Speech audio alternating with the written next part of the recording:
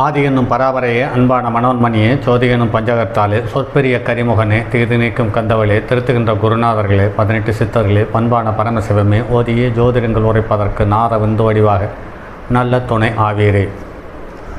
உலகில் உள்ள தமிழ் பேசும் அனைத்து நல் உள்ளங்களுக்கும் மற்றும் ஜோதிட சான்றோர்களுக்கும் மூத்தோர்களுக்கும் ஆர்வலர்களுக்கும் மற்றும் இந்த காணொலியை காணும் உங்களுக்கும் ஆஸ்தோராஜின் இனிய நல்வணக்கங்கள்.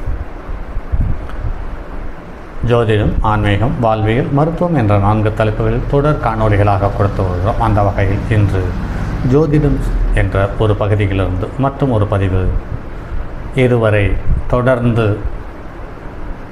இருதார யோகங்கள் என்று சொல்லக்கூடிய பதிவில் ஒரு 12 ஜாதகம், அதற்கு அடுத்து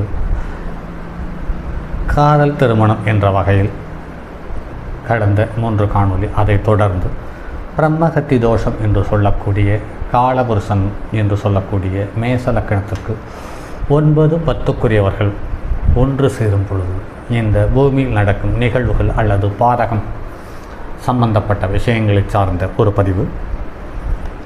பாருங்கள் நண்பர்களே, காலபுருஷனுக்கு லக்கணத்துக்கு 9ஆம் இடம் என்று சொல்லக்கூடிய குரு, அதாவது தனுசு லக்கணத்துக்குரிய கிரகம் குரு, அதற்கு அடுத்து 10ஆம் இடம் என்று சொல்லக்கூடிய மகர லக்கணத்துக்குரிய சனி.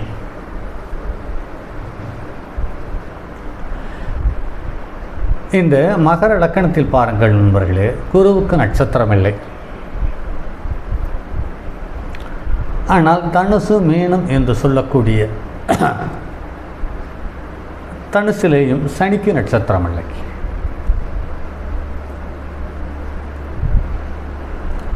கும்பம் என்று சொல்லக்கூடிய சனியினுடைய வீட்டில் குருவுக்கு நட்சத்திரம் உண்டு. குருவினுடைய வீடான மீனத்தில் சனிக்கு நட்சத்திரம் உண்டு. ஆக இந்த இரு கிரகங்களும் ஒன்று சேரும் பொழுது மிகப்பெரிய யோகத்தை தந்தாலும் குடும்ப வாழ்க்கையில் ஒரு கசப்பை தராமல் விடுவதில்லை என்பதை எண்ணற்ற ஜாதகத்தில் பார்த்துவிட்டோம்.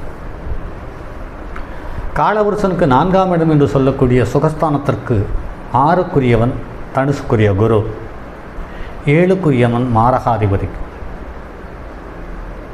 அடுத்து காலபுருஷனுக்கு 5ஆம் இடம் என்று சொல்லக்கூடிய சிம்மத்திற்கு 6க்குரியவன் சனி, 8க்குரியவன் குரு.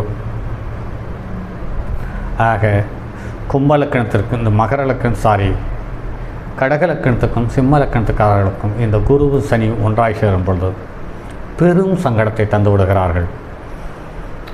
அவர்கள் வீட்டில் எந்த ஒரு சுப நிகழ்வுகள் நடந்தாலும் அந்த நிகழ்வில் அவர்கள் சுற்றி இருக்கும் உறவுகளில் ஒரு சரி செய்ய முடியாத கசப்பையும் ஒரு சங்கடத்தையும் தந்து விடுகிறது என்பது எண்ணற்ற ஜாதகத்தில் பார்த்திருக்கிறோம். அந்த வகையில் மேலும் அது சம்பந்தப்பட்ட தகவல்கள் என்ன என்று பார்ப்பது என்பது கிட்டத்தட்ட ஒரு 10-15 வருடங்களுக்கு முன்னால் வந்த ஜோதிட அரசில் வந்த ஒரு தகவல் தான் இந்த தகவல்கள் அனைத்தும் நடைமுறையில் ஒரு 80% ஒத்துப்போகிறது என்பதை கருத்தில் கொண்டு அந்த தகவல்களை இன்று உங்களுக்கு பதிவாக தருகிறோம்.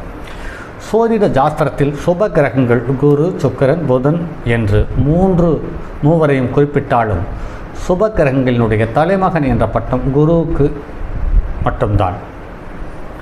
அவ்வளவு சுபத்தன்மை வாய்ந்தவர். அதேபோல் பாவக்கிரகங்கள் என்ற பட்டியலில் செவ்வாய், சனி, ராகு, கேது என்று வந்தாலும் கூட சனியை பார்த்துத்தான் எல்லோரும் பயப்படுகிறோம். அந்த வகையில் அதி உன்னதமான சுபர் குருவும் அதி பயங்கரமான அசுபர் சனியும் இணைந்தால் என்ன நடக்கும்? அதாவது குரு சனியினுடைய சேர்க்கை பிரம்மகத்தி தோஷம் என்று அழைக்கப்படுகிறது. அதனுடைய பாதிப்புகள் என்ன என்பது சார்ந்த தகவல்.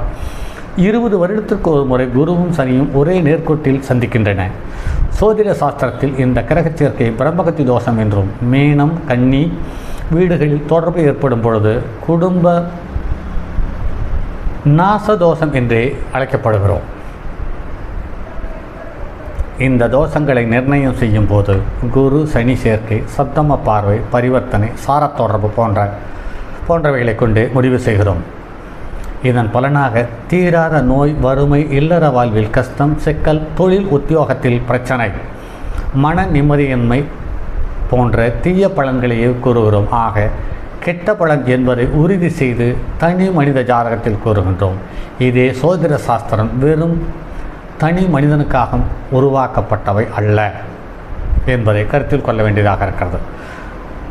நாட்டுக்கும் நாட்டை ஆள்வோருக்கும் இயற்கை இடர்பாடுகளுக்கும் என்ன பாதிப்புகள் தரும் என அதற்கேற்றவாறு முன்னெச்சரிக்கையாக இருக்க வழிகாட்ட பயன்படுத்தப்பட வேண்டிய உருவாக்கப்பட்டவைதான் இந்த ஜோதிடம். அதனால்தான் ஒரு காலத்தில் அரசர்களும் பிரபுகளுக்கும் மட்டுமே பயன்பட்டு வந்த ஜோதிடம் ஏழைகளுக்கும் எட்டாக்கணியாகவே இருந்து வந்திருக்கிறது என்பதையும் ஏற்றுக்கொள்ளக்கூடிய ஒரு கசப்பான தகவல். ஒன்றுக்கு மேற்பட்ட கிரகங்கள் ஒரே நேர்கோட்டில் வரும்பொழுது அவற்றின் சக்திகள் ஒன்றிணைந்து பூமியின் மீது தாக்குகின்றன. அதனை காரணமாக பூமியில் பல விளைவுகள் ஏற்படுகின்றன என்பது ஜோதிடவியலின் அடிப்படை கூற்று. நேர்கோட்டில் மட்டுமின்றி 90 டிகிரியிலும் 180 டிகிரியிலும் போன்ற கோணங்களில் ஒன்றுக்கொன்று வரும்பொழுதும் அவற்றின் சக்தியினுடைய தாக்கம் பூமியின் மீது அதிகமாக ஏற்படுகிறது. அப்போதும் பூமியில் பல வித்தியாசமான நிகழ்வுகளை உருவாக்குவதற்கு ஏதுவான சூழ்நிலையை தந்துவிடுகிறது.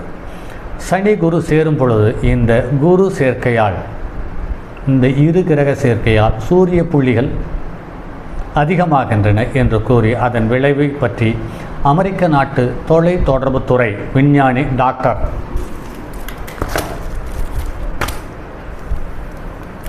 ஜான் நெல்சன் என்பவர் ஆராய்ந்து இந்த பூமியில் நோய்கள் உருவாகவும் புரட்சிகள் போர்கள் ஏற்படவும் இயற்கை பேரழிவுகளை கொண்டு வரவும் காரணமாயிருக்கின்றது என்று கூறி அதற்கு ஆதாரமாக அமெரிக்க ஜனாதிபதிகள் சுட்டுக் கொல்லப்பட்டதை கூறுகிறார். அதன்படி அமெரிக்க ஜனாதிபதி ஆபிரகாம் லிங்கன் 1860 பதவியேற்றார். இவர் சுட்டுக் கொல்லப்பட்டார். வில்லியம் மெக்கன்சி என்பவர் 1900 பதவியேற்றார். இவரும் சுட்டுக் கொல்லப்பட்டார். வாரன் ஹார்டிங் 1920 பதவியேற்றார். இவரும் மாரடைப்பால் இறந்தார்.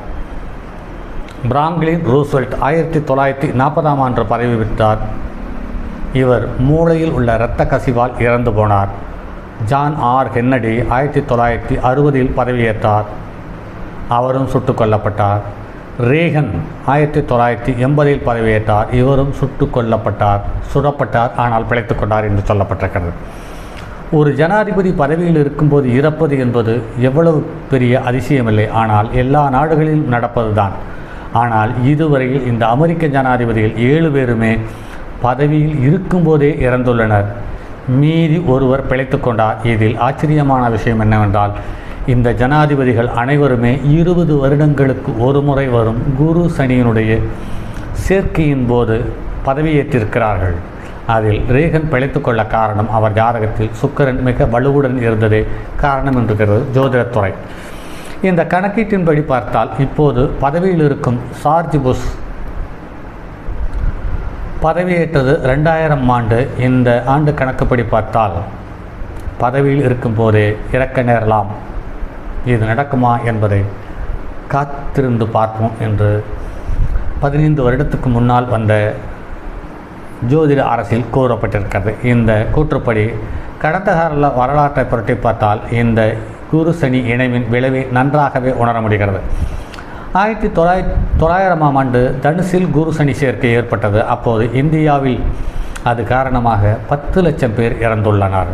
அதாவது பஞ்சம், வறட்சி என்ற பாதிப்பால் 10 லட்சம் பேர் இறந்திருக்கிறார்கள் என்று சொல்லப்பட்டிருக்கிறது. சூறாவளி கால்விஸ்டன் டெக்சாஸை தாக்கியதில் 8000 பேர் கொல்லப்பட்டுள்ளனர். இத்தாலிய மன்னர் முதலாம் உம்போர்ட் கொலை செய்யப்பட்டார். 1920 குரு சனி சேர்க்கை ஏற்பட்ட பொழுது அப்போது சீனாவில் 88.6 அளவில் ரிக்டர் அளவில் நிலநடுக்கம் ஏற்பட்டு 1,80,000 பேர் கொல்லப்பட்டார் அல்லது இறந்து போனார்கள் என்று சொல்லப்படுகிறது. ரஷ்யாவிலும் பஞ்சம் தொடங்கியது. 1940 மேசத்தில் குரு சனி சேர்க்கை ஏற்பட்டது. அது சமயம் சீனாவின் சிசுவான் மாகாண வறட்சி ஏற்பட்டு 3 லட்சம் பேர் இறந்தனர். 1960 தனுசில் குரு சனி சேர்க்கை இருக்கும் பொழுது இங்கிலாந்தில் பாஸ்தி வெடிகுண்டு தாக்குதலில் 1 லட்சம் பேர் இறந்தனர்.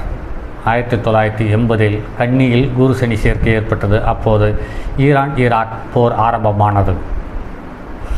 2000 மேசத்தில் குரு சனி சேர்க்கை ஏற்பட்டது. அப்போது ஒரிசா புயல், மிசோரம் படுகொலை ஏற்பட்டு அதனுடைய குரு சனி சேர்க்கையினுடைய பாதிப்பை தெளிவாக அடையாளம் காட்டி உறுதி செய்தது.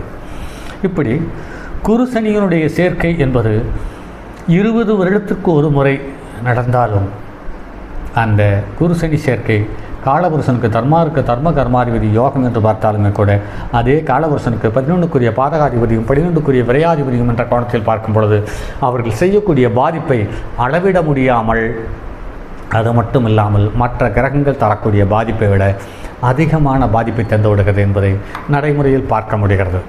ஆக குரு சனியினுடைய சேர்க்கு ஒரு ஜாதகத்தில் இருக்கும் பட்சத்தில் அவர்களுக்கு பொருளாதார ரீதியாக நல்ல சுகத்தையும் சந்தோஷத்தையும், வண்டி வாகன போக்குவரத்தை தந்தாலும் குழந்தைகளிடமும் குடும்பத்திடமும் அவர்களால் சரி செய்ய முடியாத ஒரு பள்ளத்தை சந்திக்கிறார்கள் என்பது நிதர்சனமான உண்மை. சரி நண்பர்களே, மற்றும் அடுத்தது ஒரு பதிவில் சந்திப்போம். அதுவரை உங்களிடமிருந்து விடைபெறுவது உங்கள் அன்பு நண்பன் எம் ராஜரத்தினம். இந்த பதிவுகள் சம்பந்தப்பட்ட தகவலுக்கு உங்களுக்கு சந்தேகம் ஏதாவது எழும் பட்சத்தில் என்னுடைய அலைபேசி எண் 9788977299 மற்றும் ஒரு எண் 9791399649 என்ற எண்ணிற்கு தொடர்பு கொள்ளலாம். மேலும் அடுத்த பதிவில் சந்திப்போம். அதுவரை உங்களிடமிருந்து விடைபெறுவது உங்கள் அன்பு நண்பன் எம் ராஜரத்தினம். தங்கமான் மழுவோடேந்தி தன்மதி தலையில் கொண்டோன் மங்கையர் பதிக்கச் சொன்ன மாமொழி ஜோதிடத்தை இங்கு யாம் உரைப்பதற்கோ இமை என்னும் பிழை வராமல் காக்க செங்கன் மால் மருகன் யானைச்சிறன் பதம் காப்பதாமே.